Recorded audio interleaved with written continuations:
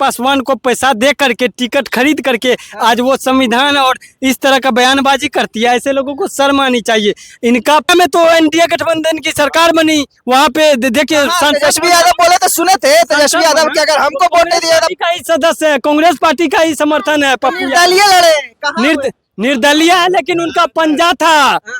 तो देश के सारी सरकारी संपत्ति को इन्होंने अडानी और अंबानी के जेब को भरने के साथ इन्होंने देश के सारे संस्था को प्राइवेट कर दिया कि आज बीजेपी और मोदी, यानी बी से भाजपा तो बी से बेरोजगारी, म से मोदी यानी म से महंगाई। तो बीजेपी और भाजपा महंगाई और बेरोजगारी का सबसे बड़ा मुख्य कारण कोई है तो वह भाजपा और मोदी है कि नहीं। ये चेतावनी है, और चेतावनी और लोकतंत्र संविधान के लिए सवाल उठाना हम लोग का लोकतांत्रिक अधिकार है। आप देख रहे हैं नेशनल न्यूज बिहार। हमारे साथ अभी कांग्रेस के प्रवक्ता हैं, उनसे पूछते हैं। संभावी चौधरी के द्वारा एक बयान दिया गया है कि देश की आजादी में कांग्रेस का कोई योगदान नहीं है। आइए कांग्रेस के नेता से पूछते हैं, क्या सच में जी योगदान नहीं है? आप किनका बात कर रहे हैं? संभावी चौधरी का। कौन है संभावी चौधरी? देश के सबसे युवा सांसद, देश के सबसे युवा सांसद जो चिराग पासवान को पैसा दे करके टिकट खरीद करके आज वो संविधान और इस तरह का बयानबाजी करती है। ऐसे लोगों को शर्म आनी चाहिए। इनका पिता और इनका दादाजी कांग्रेस पार्टी में पहले मंत्री थे, और इनका पिताजी अशोक चौधरी आज जो बिहार सरकार में रह करके जो मलाई खाते हैं बिहार के जनता को बेवकूफ बनाने के लिए, ये लोग सबसे बड़े खुद गद्दार हैं अशोक चौधरी। इसीलिए ऐसे लोगों को इस तरह का बयानबाजी करते हैं। आपके नेता को हिंदू विरोधी क्यों बताया जाता है? राहुल गांधी को कैसे, कौन बोल रहे हैं हिंदू विरोधी है? संसद में बोला गया है कि हिंदू विरोधी है। तो राहुल गांधी जी का संसद का जो भाषण आप खोल करके देख लीजिए। एक तरफ इस देश के अल्पसंख्यक, दलित, आदिवासी, ओबीसी, सिख, जैन धर्म, जितने भी धर्म है, सभी जाति का उन्होंने प्रमाण दे दिया कि इस देश में सभी का योगदान है और सभी लोग मिलजुल के रहेंगे, सब लोग कंधे से कंधे मिला करके रहेंगे। अगर कोई हिंदू को और इस देश में मस्जिद की राजनीति करती है तो वह भारतीय जनता पार्टी के लोग हैं। इन लोगों को मुद्दा कोई दिखता ही नहीं है। इन लोगों को बेरोजगारी, महंगाई डैन लगती है, और जब कांग्रेस पार्टी आती है तो इन लोगों को भुजाई लगने लगती है। इसीलिए ये लोग को नहीं दिखता है। कहाँ महंगाई है? तब तो तीसरा बार कार्यकाल आया है मोदी जी का। मोदी देखिए, बीजेपी और मोदी यानी बी से भाजपा तो बी से बेरोजगारी, म से मोदी यानी म से महंगाई। तो बीजेपी और भाजपा महंगाई और बेरोजगारी का सबसे बड़ा मुख्य कारण कोई है तो वह भाजपा और मोदी है। तो देश के सारी सरकारी संपत्ति को इन्होंने अडानी और अंबानी के जेब को भरने के साथ इन्होंने देश के सारे संस्थाओं को प्राइवेट कर दिया कि आज हम सभी लोग आज बेरोजगार हो गए, डिग्री लेकर के घूम रहे हैं। इन्होंने पिछले चुनाव में कहा था अगर हमारी पार्टी की सरकार बनेगी तो हम देश में प्रत्येक वर्ष 2 करोड़ युवाओं को नौकरी देंगे। जब इनका सरकार बना तो अमित शाह जो तारीपार है वो कहते ये सब तो जुमला था। भाई कैसा जुमला देते हैं कि एक तरफ आप चुनाव के समय कहते हैं कि हमारी पार्टी की सरकार आएगी तो देश में प्रत्येक वर्ष 2 करोड़ युवा को नौकरी देंगे। जब वही युवा अपना डिग्री लेकर के सरकार से अपना हक और अधिकार मांगने के लिए, नौकरी मांगने के लिए, रोजगार मांगने के लिए जाते हैं तो इन लोगों को नौकरी की जगह लाठियां बरसाई जाती है। क्या हमारा देश का संविधान और लोकतंत्र यही है? एक तरफ आप नौकरी का झांसा देते हैं, दूसरी तरफ लाठी बरसाते हैं। कतई नहीं चलेगा। आने वाले समय में ऐसे भ्रष्ट नेताओं को, ऐसे बलात्कारी नेताओं को और ऐसे अत्याचारी नेताओं को हम लोग मुंहतोड़ जवाब देंगे। और ऐसे जैसे आज़ादी के समय हमने अंग्रेजों को भगाने का काम किया था, वैसे अब अंग्रेज के दलालों को भी भगाएंगे।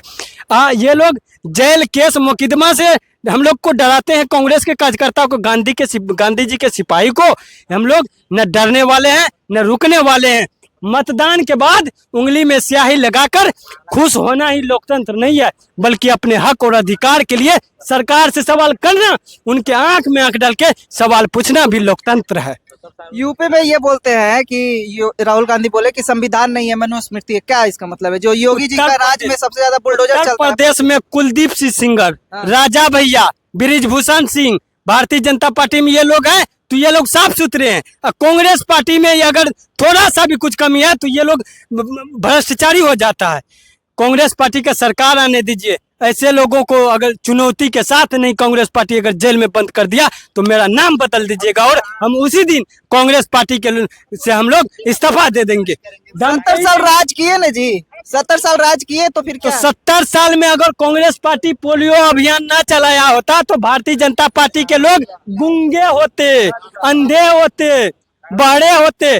कांग्रेस पार्टी और राजीव गांधी का देन है और कांग्रेस पार्टी का लोकतांत्रिक और संवैधानिक व्यवस्था लाया हुआ कानून है कि आज भी आप लोग माइक लेकर के ऐसे ऐसे टोला टोला मोहल्ला घूम रहे हैं और सवाल कर रहे हैं, बीजेपी का प्रवक्ता बन रहे हैं। कौन? हम? हाँ, अब आप कांग्रेस का पर्व, आपको पैसा मिला है तो मतलब हम लोग को भी मिल गया बीजेपी तो से। कांग्रेस का आप तो सवाल कर दिए तो कांग्रेस पार्टी देश की सबसे बड़ी लोकतांत्रिक संवैधानिक पार्टी है और आज भी लड़ रही है कांग्रेस संविधान के लिए। काहे नहीं जनता उसको जिताई इस बार? तो आप लोग बीजेपी के कार्यालय से पैसा लेकर के भाजपा भाजपा बीजेपी एनडीए करते रहते हैं।